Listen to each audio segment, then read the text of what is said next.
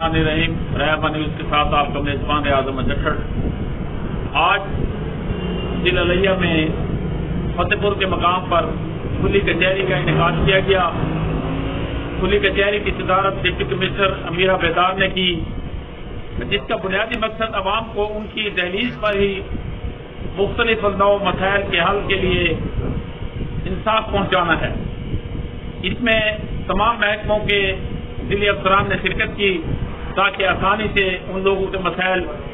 سن کر موقع پر یہ حل کیے جا سکیں۔ یوں یہاں 26 درخواستیں موصول ہوئیں، جن میں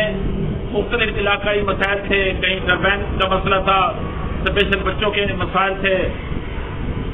سیوریج گلیاں نالیاں اس طرح کے مسائل، ریونیو سے متعلقہ، پولیس سے متعلقہ مسائل تھے، جنہیں حل کرنے کے لیے ڈپٹی کمشنر نے موقع پر احکامات جاری کیے اور شہریوں نے بھی اس بات کو سراہا کہ یہ صوبائی حکومت کا اقدام انتہائی بہتر ہے، جس کی بدولت انہیں ان کے دہلیز پر ہی انصاف مہیا کرنے کے لیے اور مسائل حل کرنے کے لیے ایسے اقدامات عمل میں لائے جا رہے ہیں۔ یہ سلسلہ پورے ضلع میں جاری رکھا جائے اور ضلع کے تمام ٹاؤن میں یہ کھلی کچہریاں لگائی جائیں تاکہ اس شدید گرمی میں شہریوں کو ڈپٹی کمشنر کے مرکزی دفتر تک نہ آنا پڑے،